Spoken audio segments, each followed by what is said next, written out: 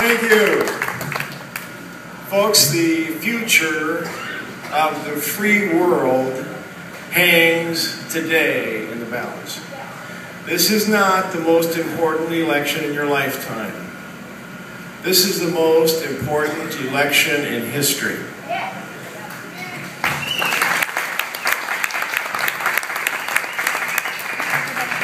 Ronald Reagan says there is no right, there is no left, there's only an up and a down.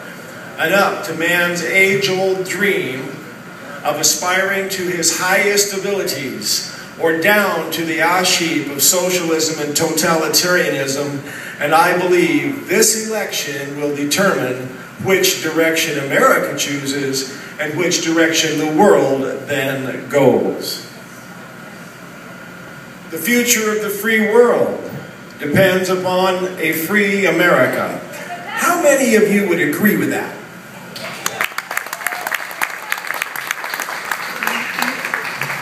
America's future freedom depends upon us supporting and defending a certain historic document our founders gave us. It's called the United States Constitution. How many of you would agree with that? We have elected 535 people to Congress, and a man to the White House, and all of his czars are appointed, and Supreme Court justices. Every one of them takes an oath to support and defend the Constitution. I got a question for you. How are they doing so far? Not very good. So here's what becomes clear to me, and I hope that it becomes perfectly clear to you so that there's not some shade of gray here. If the Constitution is going to be defended, it's going to have to be defended by the first three words in the preamble to the Constitution, and what are they? We the people. We the people. We are going to have to be the ones who support and defend the Constitution. Our elected officials take an oath to support and defend the Constitution against all enemies, help me here, Foreign and domestic. Foreign and domestic. At least half of those elected officials qualify as a domestic enemy of the Constitution. How are they going to support and defend it? They won't. So it is going to be up to us. Now folks, you know there's some ways, you know of some ways you can do that. We can get out and vote, right? We can do that. But I believe there is something that we have to do that is more fundamental than voting and more effective than arguing. And that is to fill our mind with the facts. The most important thing that we need to know is what the Constitution says, what the Constitution is. How does the Constitution define the boundaries on the federal government? If we don't have that much information, we can't defend it. We can't just go, hey, honor the Constitution. Well, what's that? We've got to know what it is. I've got two more questions for you. How many of you own a copy of the Constitution? Can I see your hands? Hey, almost everybody. Good job. All right, everybody in this crowd has a Constitution. The next question is a little harder. I don't usually see very many hands.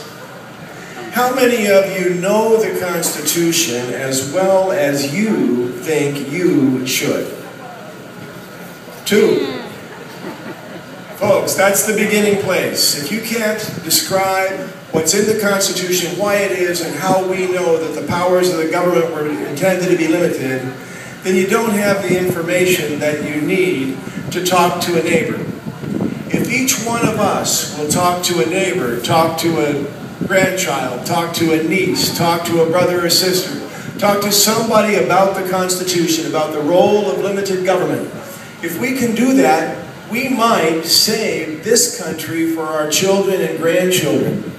But we are at the precipice. It's about to go. Any second now. Going, gone. Voting, yes. Knowledge, so important, so that you can confront elected officials, so that you can confront candidates, so that you can talk intelligently with one person. If the future of freedom hangs in the balance, would you be willing to spend an hour educating yourself? Would you do that? Will you do that? Will you spend an hour? How many people will spend an hour educating themselves this election season? How many of you will pledge to me, to God, to everything you hold dear, that you'll talk to one other person about limited government between now and the election? How many of you will do that?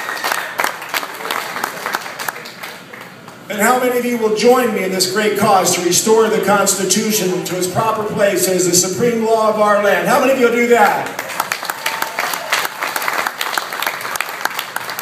If we do that, my children, your children, will grow up in a land that's free. Thank you, and God bless you.